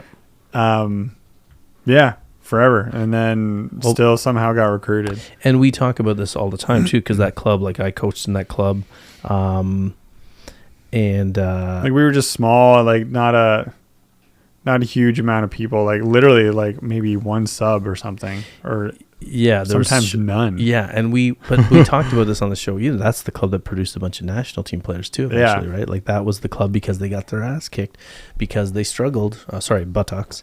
Yeah. That was the benefit, and nobody's sitting there thinking at the time that much. I think people are just like, oh, why can't we beat those guys? Why can't we beat those guys? Right? Or like, why did all these national team players come out of here? That's interesting. But that's the unintended. Crazy, eh? Yeah. Well, that's what I meant about the intended. So when you're putting your kids in sports, there's the intended things like we talked about: social, teamwork, fitting in. That could have been in Malcolm Gladwell's book. Well. We should have submitted it to him. Yeah, I don't know. I like Malcolm Gladwell. Anyway. His books make a point. I like Malcolm Gladwell's books quite a bit, but I think there's some things in there that are anyway. I don't want to get political. It's stats. Yeah, right. It's the idea is that you there's the intended things that so many parents put their kids into sports for, but the beauty of sports are the things you don't think about. Yeah, you 100%. Don't even realize that they're positive, and this is what parents get hung up on. They don't see, and coaches, right? Coaches too, like they want these certain results. They want the win, and they cut players and they bench players and they do all these things to micromanage without realizing that, you know what, let's go with the flow here. My job will be to encourage. My job will be to facilitate. My job will make sure that, again, every kid loves the sport at the end of the season. Imagine if every parent and coach had that thought, that if every kid loves the sport by the end of the season, that is like that's 90% of the battle, right? Because greatness can only come anyway. Even if you're focused on the wrong, let's suppose you're focused on just winning. That's the only way you're going to win, is if your athletes love what they're doing. Very few people succeed unless there's there's some cases. Like worst case they leave the sport, and then when we go progress from there, then they're in that zone where they don't necessarily love the sport, but they had enough fun or enough challenge where they're still going to play the next year. But and then on the farthest end, even if they don't win, they still love the sport. They had a great time with their friends. Like, that's the ideal zone. Yeah. And then if they win, they win. Exactly. Yeah. And it's just like it's like everything else. It's almost like, and again, we talked about this in the law, like it's a law of nature. Like if you're trying to force something, it almost never works. You can't make someone. It was the same for you and I. We never pursued higher level competitive teams. They were just kind of came to us. Yeah. Like in hockey, that's the way it was. I was approached. And then in volleyball, I was approached. Yeah. In soccer, I was approached. Yeah, there was never this big plan. Like we were snowboarding. Lucky. This isn't the same in all of my sports. I never chased the higher competition. Yeah, you just went out for teams and made them. Yeah. Yeah, and I mean, it's weird. Yeah, because we're lucky because we grew up in this generation where we didn't have our parents barely paid attention. You had a little more involvement with your parents, but in my age group, we had our parents. You guys had way less. They weren't even. They were just happy you were gone. Probably. Yeah, and they weren't even aware of what we were doing, and they barely watched. I think that's the bulk of people my age is experienced, but that's what was great about it. It was our thing, and that's probably what led us. The ones who did want to play it were really there because they wanted it. Such freedom, eh? Well, it was just you were there because you wanted it. Like, you know how many players I see are there because their parents are forcing them, or they're it's just they're doing it for the wrong reasons, right? Or they're doing it for a social media page. They're doing it for Instagram. They're doing it for the parents or the kid. Well, the kid might be doing it for Instagram. These days, they want an audience, and that's my whole identity. Yeah, and I fit in. I can't wait to put my team name and my number in my Instagram bio or whatever, right? So when you went and played like select soccer, And Yeah, your well- parents just kind of dropped you off. Like you were there for the social aspect, Well, or like so- you loved the soccer. when I made rep soccer, like so I was playing house league, and then I got this invitation to play rep. Yeah. And then my parents couldn't even. I had to get a ride with a friend's mom Yeah, every I tournament, figured. every morning. Yeah. Because my parents were doing like business. They're brown, right? So Yeah. they're like doing flea markets. Yeah, on we the gotta weekend. So like I was just like, all right. And my best friend was. I a did soccer that with player. hockey, right? Yeah, and just every day, and that was Mrs. Hartford. Shout out to Mrs. Late. She just passed away fairly recently, but she was like second mom. She's my soccer mom. Yeah. And she was great. And my parents were, my dad loved soccer, so he would come to practices and stuff, and we'd play all the time. But I do remember one story. It's funny you mentioned that because I was just so like I was in the flea market one day, and I was just walking around doing, I don't know, whatever flea market, whatever, or a little brown kid does the flea market, probably selling something, I don't know. Pulling people over yeah, the table. exactly, yeah. Hey, come check it out. And some guy said to me, "Hey, do you play for the Darlington whatever?" And I was like, "And Salina?" And I said, "Yeah." And he goes, "I'm with the Oshawa Churl, great club team back in the day. I don't think they're around anymore. I never heard it. Rep soccer was like Yeah. the best one around." And he's like, "You have to come play for us." And then so I was like, "Oh," like he recognized me walking. Yeah, he recognized me walking around, right? And so then I remember my parents were on the phone that Did night. you try to sell him anything? No, he Oh. just stopped me because he recognized me. So you Because disappointed again, your I was like father. putting in the cloud. No, and then my I just went the phone. Yes, I think I sold him a Jamaican meat patty. No, no, and then I remember my parents were on the phone that night with him, and I was like, "Oh, this is great," because like that was like the club, and they like traveled all around, and they're like, "Yeah, but sorry, my this parents, is it was too too busy." expensive. It was too expensive. Oh, no. It was too expensive. And we're like, I was like, but he like called like as a Sunday night. Oh, The guy my recognized goodness. me. But anyway, so The guys were like, oh. not only that, but I mean, looking back, I mean, like my dad did apologize to me years later for like pulling me out of soccer. Like because like my marks weren't good, right? And so he was like, I shouldn't have let you play soccer because you were really good, and I was so concerned about school. But that's what his dad did to him. Yeah. Because my dad was a varsity soccer player in his university, but his dad punished him with Your grades went down because he let you play soccer? No, my grades were going down in school. I was goofing off. And so Yeah. he said, well, then you're not going to play soccer this summer, like towards the, near the start of high school. But the funny Man. thing, I said to my dad, I said, "Dad, you know what? You're just doing the best you can, right? Like you're a dad. That's what your dad did to you. Yeah. You were worried that I was going to be, screw up, right? I was the youngest of 5 boys. So I was kind of like, you have this, right? Well, this is what we have in common. Freedom. Our parents Oh. thought we were like chumps, and we were not the hardworking ones, and slacker, and you'll never get anywhere.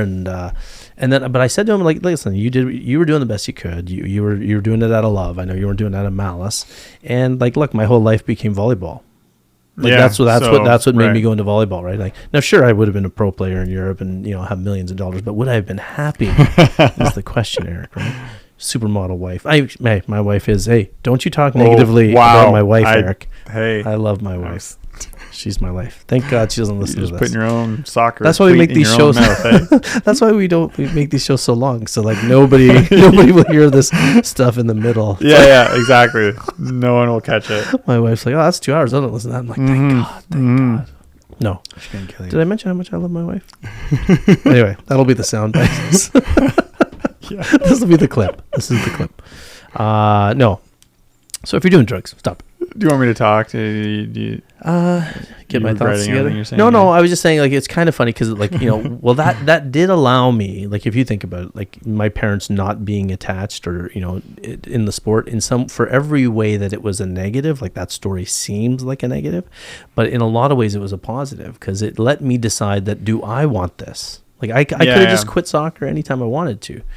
Or other sports because it was us. Whereas today it feels like work. The parents who are pushing, the coaches who are pushing. But that also shows the challenge of weighing what they're capable of sacrificing. Like, and sports nowadays are even more expensive. I mean, that was just soccer. Like, soccer would have been one of the cheaper ones. However, obviously, That's why we were in it. rep soccer, obviously, the Flea higher the market. competition, the higher the price, right? So that's just an example of, like, I don't even know how much my parents, because, like, my brother and sister didn't play hockey, but I did. So, like, mind you, I was getting everything used, but that's fine because, like, I'm growing like crazy anyways. I don't need. Yeah, it would be dumb to buy. I think every parent knows. Yeah, Yeah. it'd be dumb to buy stuff like that. But like, parents sacrifice a huge amount. They right? do. And then I go to university because I feel it's the whole fear of missing out thing. When I was 18, like I should have like finished high school and then done something else to experience life. But I was so worried and concerned, and I had a recruitment offer to go play somewhere. So I'm like, I have to do this because like, and then I don't know, that's where I wish my parents throttled me back, right? Yeah. But because I had fought them over authority like my whole life, they weren't able to control me in a way. And I had the grades and then the persuasiveness, I guess, so they let me go. But like, did you honestly think that at the time, if they said to you, Eric, we don't think you're ready to go that far away from home to play, I would have fought them for sure. You wanted to go. I wanted to go. Yeah. It's tricky, eh? Because everyone, but I mostly was because peer pressure, because everyone else was. Yeah, and you would have hated your parents if they tried to stop you. And it was the pressure of a recruitment opportunity, because then I have it then, but will I have it the next year? Yes. Well, I may have actually. Like, had I, like, let's say I didn't go to university and I just like, you could work like a part-time job and then I play on the beach all year, because that's, again, that coach was someone who was recruiting on the beach as well. That's where he found me. That's interesting. Smart coach. That's going back to our last episode, right? Yeah, his whole team played beach, right? Yeah, and then this team was nasty. But yeah, I mean, it's a whole bunch of what ifs, right? Mm-hmm. But we were lucky. Again, we were lucky to grow up in that era, I think. Yeah, and now look at the life I got to live and how I kind of came back to the sport, and I probably wouldn't be here if it wasn't for all that, right? So who knows? I would just be like an engineer making like a lot more money than I'm making now, but anyways, we sound like a couple of guys. We're like, this is depressing. There's a bunch of washed up guys trying to, but hey, we're big on the internet now. Anyway, not on Instagram. Did we mention? No, you should follow us on Instagram. Anyway, no, I think and also, do you think the percentage of people that are chill and have the right perspective of sport is the same percentage as there's always been, and all of these other people have just been added on top because of mass media? Do you think they're still there, or do you think that people have all been skewed by celebrity athlete, millionaire, or just the smartphone and social media? Wanting to be? Do you think there's still the same percentage of not normal, but like throwback, I guess we would call them, athletes who are there for the right reasons, and parents who are putting their kids in for the right reasons, and they're just getting, diluted by the ones who are there for the wrong reasons? I will say yes, I think so. I will just say that there may be more of these interruptions to that mindset due to the reasons that you're listing, like celebrity athletes and like social media, where some parent may have for a few years be going about it completely the wrong way, and then all of a sudden they realize when their kid's like 14, it's like, oh man, like just what you were saying before, like, why am I so putting so much interest into my kid playing sports? And then they realize, like, oh, like, you think people are having that epiphany? I think some must be. I think some must be. Many are not, but I think so. Like, well, your question was, I think the ratio has remained the same. But I think, but those who are staying chill, they are probably because of all this other crap that's going on. There's an area where the flipping back and forth on the fence, there may be now a larger group in that zone, right? So you have the two extremes, and now due to like social media and all this stuff, you have people in this confusing area because it jumbles us all up. Like, right. I've had bouts where I get, like I was like on Instagram way too much for like 3 months, and all of a sudden I realize it. And I'm like, but then. Is that when you got the butt implants? The butt implants. I bought them off Instagram, man. They're cheap. You got the Wish version. Have you ever been to wish.com? No. Oh, if you go to buy something off wish.com. Not plugging Wish, but check it out. Well, if you get it, it's like very cheap and very bad quality. Oh. The pictures don't show that. Like what's it? AliExpress? Yeah, something like that. Yeah, I bought like I remember the first time I tried to Wish, I thought this is like winning the lottery. It's like a beautiful blazer suit thing for like, $8, and I get it, and it like, fits my hand. Was it like leather? It's more like an oven mitt. No, it was just super tiny. Like You bought a suit off a. not a suit. I just tried it. I was dabbling, right? Somebody directed me to this website years ago, and I was like, oh wow, $8 for a blazer. Let's see how that blazer looks. So I ordered, a size up, because Of course, it would have been awful. all the reviews said it fits a little small, so I ordered a size up, and it doesn't fit at all. It was my daughter, my infant daughter was wearing it. No, I just probably smelled like it was so small. plastic or something. What? Was it like actual? No, like it came from like a dirty factory or something. Yeah, I don't know. Yeah, it was definitely. It was very sus, as the kids would say today. But I think there are probably still a very small similar percentage of chill parents and coaches. Yeah, and do you think it's different? players. I think that I think that there's just more people piling into the sports world for the reasons we talked about before. So, low self-esteem and wanting their kid to have a better life and there's probably more interest in sports now, right? Oh God, yeah. Right? I mean, this goes back to like Muhammad Ali was like the first mass marketed athlete that like made everybody think about the millions of dollars of sports. But the side that is growing is probably the side that's more interested in the outcome. Yes, 100%. Yeah, like I think that you'd have to be exceptional in this day and age, or have done it yourself. I really think the only ones that are not in the wrong camp of doing it for the wrong reasons probably were high level athletes. Right. I think those are the ones who understand process. Well, so then this is a good thing in a way, maybe, because if sports all across the board are growing, and whether the kid is in the sport with the parent with the right or wrong mindset, as we've just talked about, like there are cases where unintended consequence. Yeah, or like, say they have bad experiences, but they still stay in the sport. Like just experience in general, we can say it leads to growth, right? And not to say there's good and bad or anything, but like however they experience their youth volleyball or youth soccer or whatever, they're gonna like learn something really important. I don't know, because remember we talked about this before in the show, like. This might be the first few generations or first generation, depending on post where that's smartphone, not happening. Where people are coming out of sports now because they're doing it entirely for the wrong reasons. That even if they're achieving some moderate to high success, they are not gleaning the character benefits that sports traditionally used to have. So, what do you think some of these athletes look like once they get past 18 or something, or 22, or they leave post-secondary? I think we're seeing like more toxic personalities in people. They're still brats. They still throw temper tantrums over any time things don't go their way. Starving for attention type stuff. And Starving for attention, and they're just because they're doing it they don't see, when they suffer on the court, let me put it to you this way, when they make a mistake on the court, their first instinct is to blame or get upset, angry, find an excuse, and the excuse is never "I need to work harder," or the excuse is never. But won't they figure that out somehow? I mean, they will.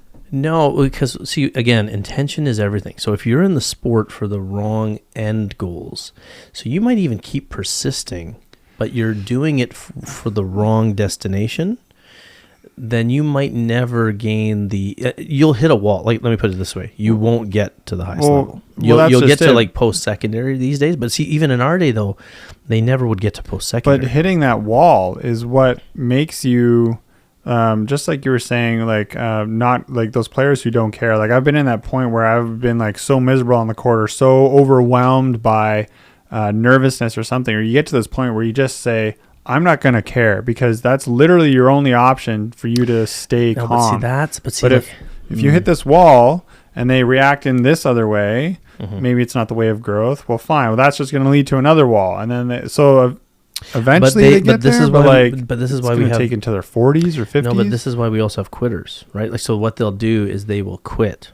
They will leave.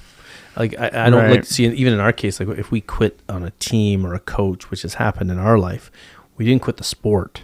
Do you know what I'm saying? We kept playing. We kept working in other ways, right? Versus you didn't quit the sport.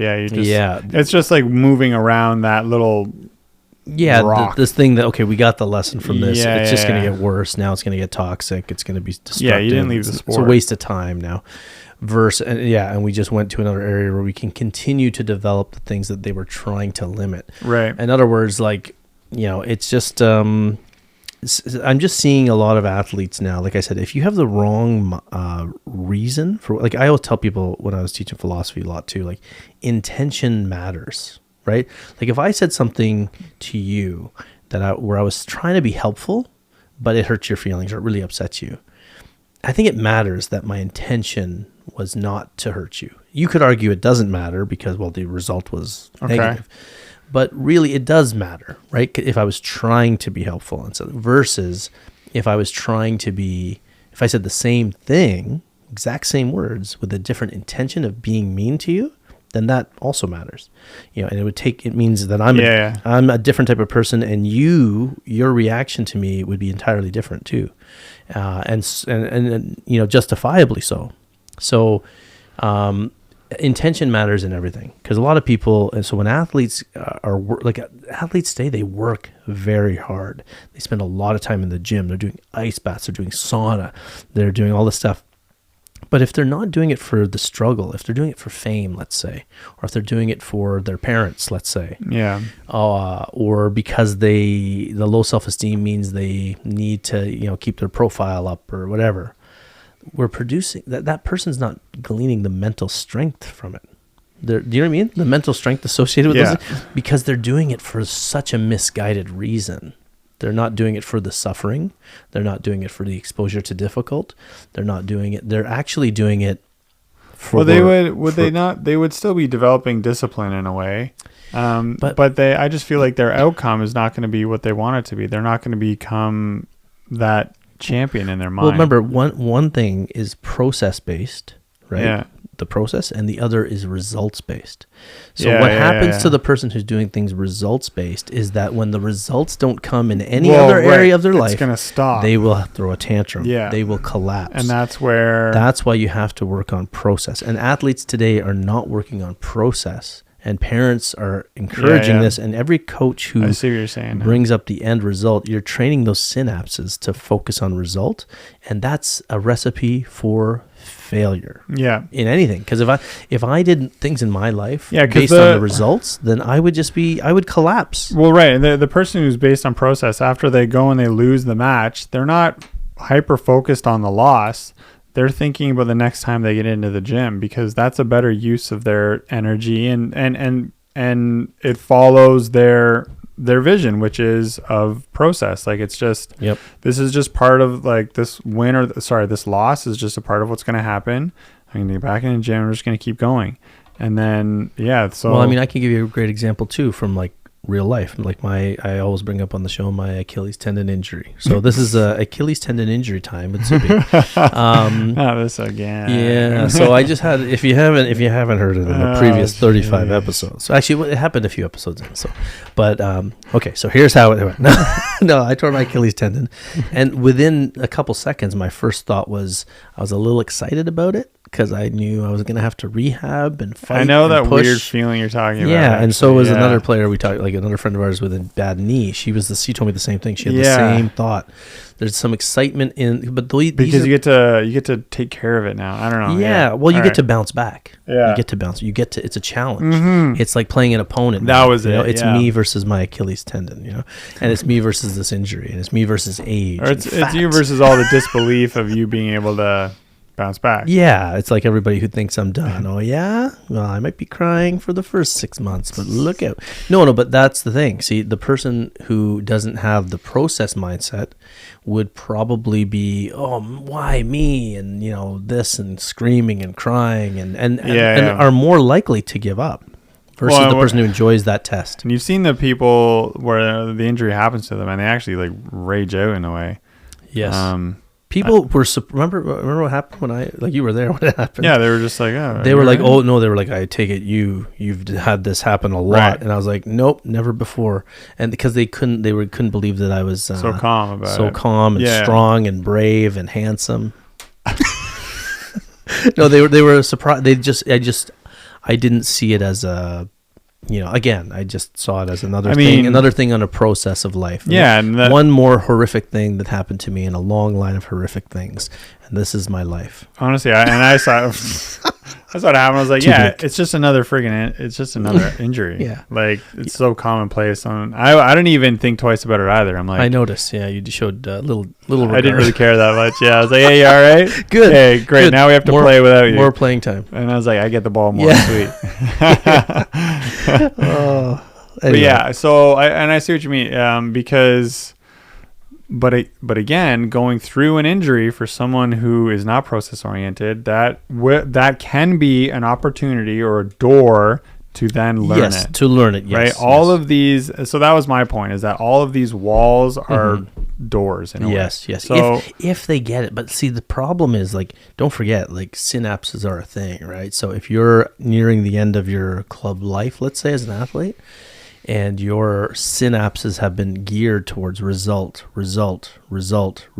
it's very tough to break those pathways. it is, And yeah, that's it is. why we're seeing more kids. Like, this is the proof that So- here's No, I believe no, you in no, the proof. no. I believe you. I think sounds what good. I'm just defending the outliers is what, because I Yes. think you're talking about the majority, and because I'm getting stuck in the whole example of Agassi and Federer and all this stuff, but those are outliers amongst the tens of millions. But see, You're I talking about the still think majority. but I don't think they were like, so again, intention matters. Like when Federer was having his temper tantrums, there was something else behind them. Like, it wasn't the temper tantrum of like, I'm a loser, you know what I mean, or I want this now, you know what I mean? Yeah. Like, so I can give you a great example. There's a young player when my kids were little who she if my daughters would beat her, or they beat her, I remember she ran to her mom and she was crying on her lap, and we're like, oh, that's not really a good reaction, right?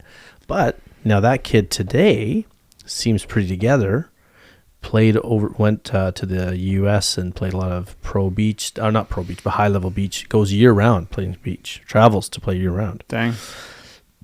And is doing pretty well and seems pretty together mentally, right? Pretty strong. So I was like, isn't that interesting? So when we on the outside saw her crying to her mother, it looked like another bratty kid who was spoiled, not getting her way. She just cared. But she wanted it so that much. badly. Intention matters, right? The kid that goes over and cries in the mom's lap after a loss or Kid dad's- wanted what? The kid wanted to win. the kid just wants it badly. Like, like, yes, I Which know, is yeah, right. yeah, and I know it's still results based, but it might not be. It could have been rooted in, like, again, it's hard to guess from the exterior. Yeah. That kid was probably like, I really want to be the best in the world. You know what I mean? Yeah. There are those people that are. And with that, is drive, and then that drive can lead to then the training, and the training is the process. And she turned it into that, and Well, we she- didn't know that yeah. that's what she was going to do. But what I'm talking about, there Yeah, are yeah. those kids that go through it because of coaches who focus on result, because Yeah. of parents who focus on result, and those kids won't have that journey. Those kids, they're crying in the lap is just crying in the lap, and pretty soon they're going to be like, I'm leaving, because they are, like, again, in sports, like I told my kids this all the time, like, you're constantly getting blocked in volleyball. You're constantly messing up in volleyball. You're constant. So if you're results focused in a sport like volleyball, where like the best hitters in the world get thumped and get blocked, like roofed like crazy, or hit it in the net, or miss their serves, or like, look at the coaches telling my daughter, like, just like, you're too short, you shouldn't swing hard. Like, that's results. That's like, what are you talking about? Yeah, Like, it's not even. I don't understand. Yeah, that. it's so not process, right? And like, you're only so you're teaching the kid to let up. That's not the process. That's not the right process, right? So I think in one of the real things I think that is proving to us that kids aren't in it for the right a lot of kids are learning to be results based, is just look at the sheer number of kids who are playing rep and club, and then look at the small number playing post-secondary, and everybody seems to be okay with it. Like, there's there's not a lot of kids breaking down the doors of universities and colleges to go play. Yeah. It's a small number that actually go in there. Yeah. Because that's the level where you have to want it. Your parents aren't with you. They aren't forcing you to go. They're driving you to practice. That's right. Yeah. You got to wake up. You got to go. Yeah. So that's an interesting thing. Yes, I mean, I think a lot more, there's also the fear that the teams are filled up maybe, but there's something there where, how many people are doing it for them and how many people are doing it for, Yeah. But then a lot of those kids, they need to pivot in a different way and then just pursue other activities and some people do. Some of them will, right? They'll go take up, biking or running and all this other stuff, because then they kind of understand the value of just exercise. If they had the process. The ones that quit will just get attention and then in other ways. Right. And then maybe they can drive their competitiveness into their studies and then their career, because we see that in some people as well, right? Yeah. But again, those are the people that were in it for the right reasons. Yeah. The other people can deal with some issues because they're not getting the attention they got. Yeah. So they try, maybe they'll channel it in, again, for the right or wrong reasons, into some other attention-seeking behavior. And then you get others who... A lot of selfies online. Go into those professions that just give them authority and stuff, right? And they're willing to do that. That's another thing. And we talked about, it's kind of interesting to talk about with professions already. Yeah. So I think that if we were to... The point of sport. Psychology is interesting, eh? Psychology is everything. It's why we do the things we do. Yeah, it's fascinating. Yeah. Yeah, and the key though is to be aware of things, because that's why they say admitting it is the first step. Yeah. Because then it doesn't own you anymore, right? Because so many people live their lives and they do things and they don't even know why they're doing them. Yeah. And it's huge to stop and ask, like you said, like, why am I pushing my kid? Why am I coaching my team this way? Why am I as a player? Am I interested in this? Is there something else here? Is there something else behind? Why am I mad at this person? And then I go and I talk with them, and I'm like, oh my goodness, yes, of course. Like, if you think about it, if you're ever mad at someone, I thought about this after having that conversation with your friend. Yeah. Mm-hmm. And it made me think, like, if I'm ever mad at anyone, or if I think anyone's an idiot, if I just were able to put myself in their shoes for, like, their whole life, or to kind of see the short film of their life, I completely would understand, and I would not feel the way I feel towards this person. You know what I mean? It's actually impossible not to understand them if you really saw them. Well, right. Exactly. Mm-hmm. And this is all across the board. Like, for everyone, if I were able to see their life, there's no way I would feel that anger or call them an idiot, and I don't call people idiots, but I wouldn't think that of them, right?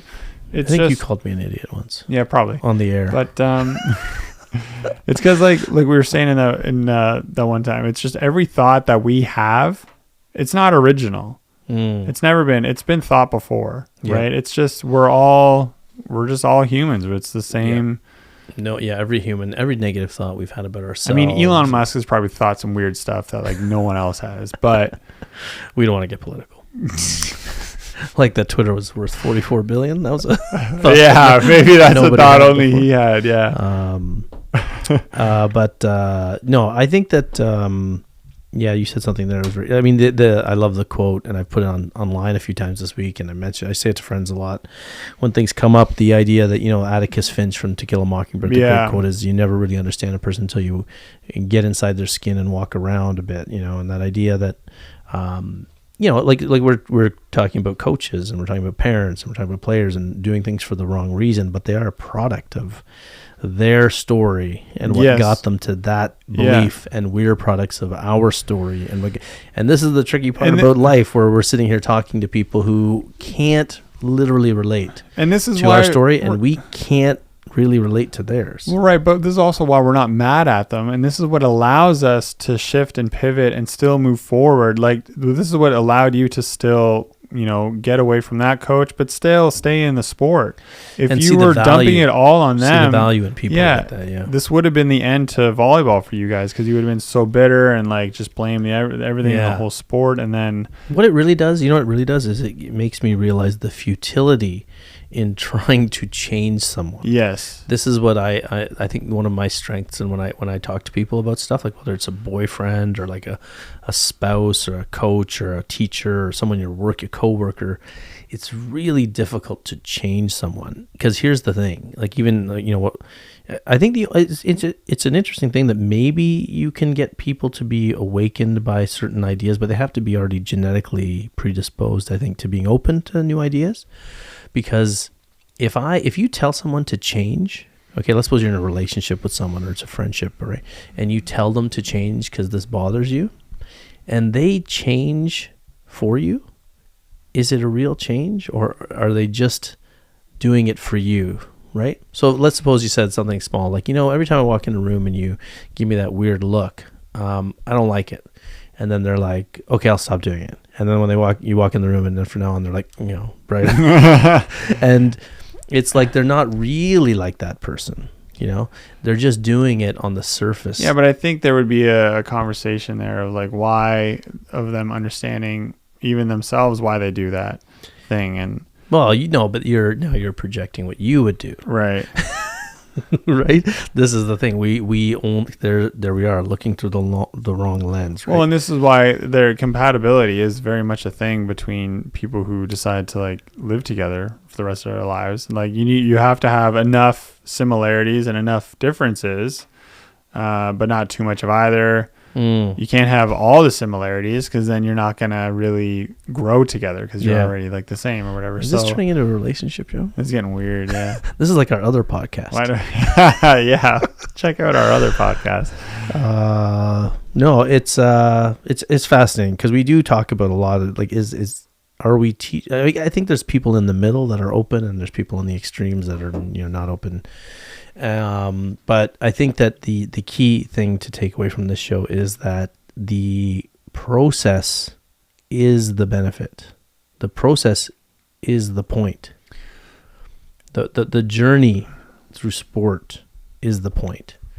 And you have to be careful as a parent or a coach not to pull it into some other results-based goals, because then you're setting those kids up to base their whole sense of self on accomplishing something rather than understanding that real growth happens. And even greatness, if you are going for greatness, happens through the process. It has to. There isn't a great athlete. There isn't a successful person in any walk of life, successful marriage that hasn't gone through all of that stuff. Doesn't understand discipline and consistency. Yeah. And we're really all about the relationships today, aren't we?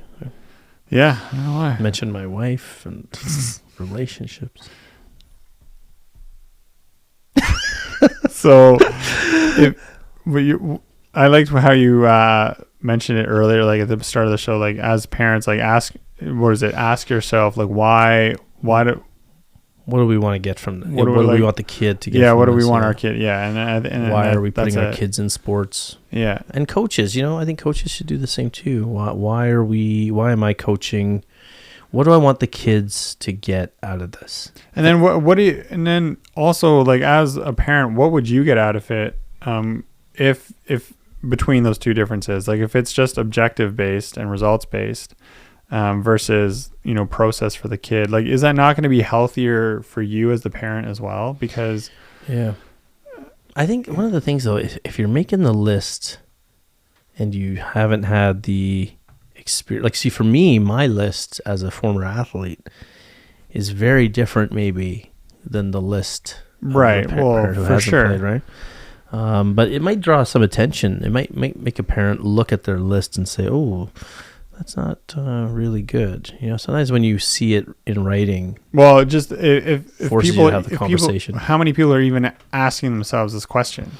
So on the consciously asking, rather than just. I mean, people's lives can be so busy that the next season comes around, they just sign up. They're not even thinking about stuff. Mm-hmm. They're just in like react mode, react to life, and get pulled along with it. Yeah, and it'd be cool to remember going back to that father that I told you about that was talking about, my kid's not going to go very far. What does that mean? It'd be nice to write that down. So where do you want it to go? Yeah. Well, I want them to play professionally in Europe. You do? Yeah. That's what you want right now? Yeah. Right now? Right now? Like they're 8. No, but that's where, what does go very far mean? I mean, like I said, it's just, I can just tell you that, if it weren't for sports, I wouldn't have a lot of other areas of my life in check or work because of sports. Even the perspective that I have right now as a lot of it comes from sport. Yeah, just getting kicked around a bit. Well, I guess hopefully we can wrap up soon because I gotta go play volleyball tomorrow. But there's a few things I even thought of.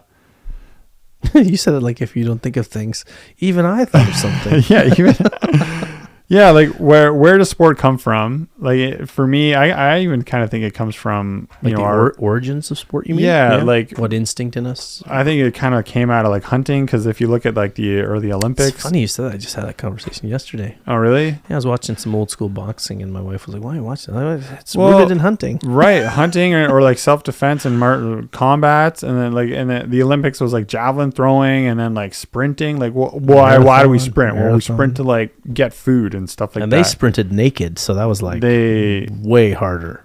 That's yeah. It was cold.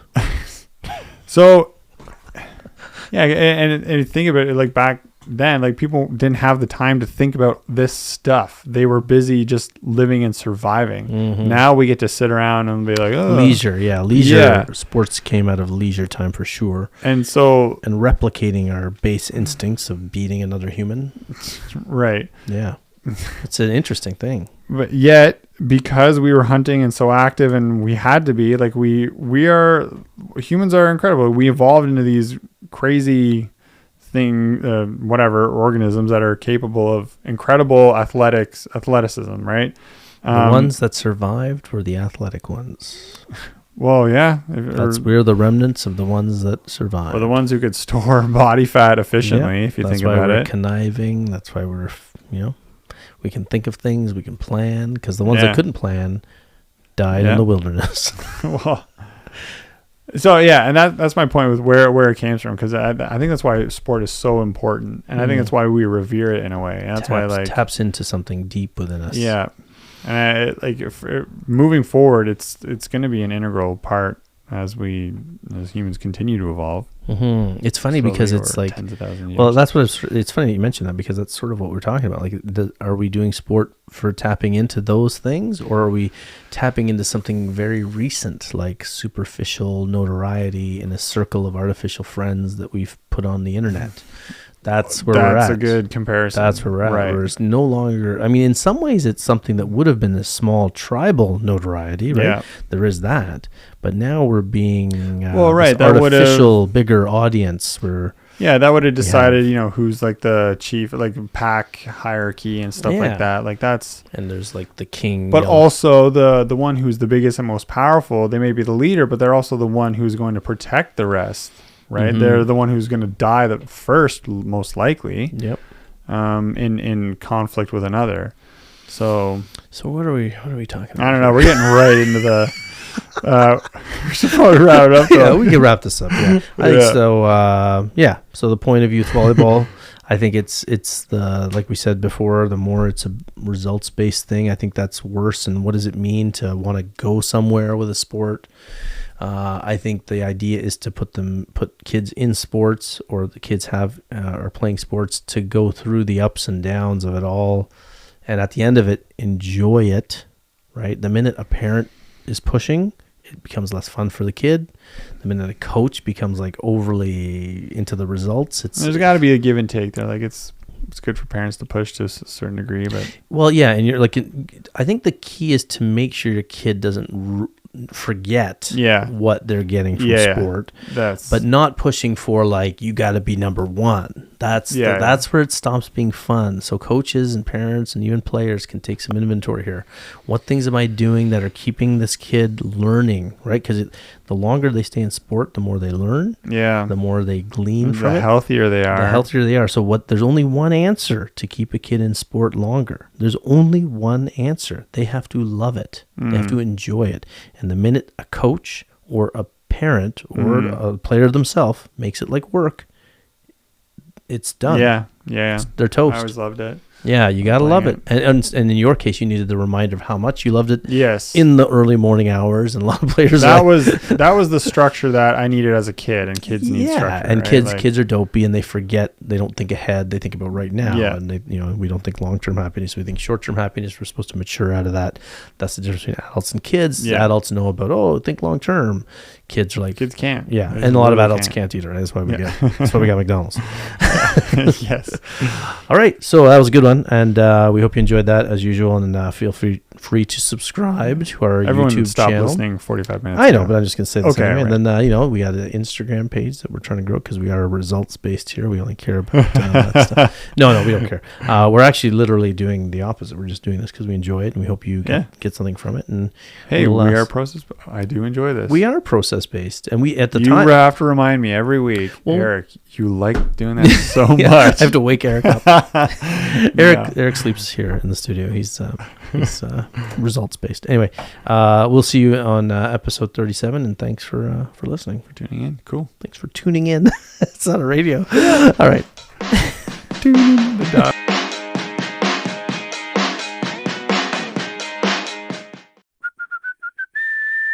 What's the big idea?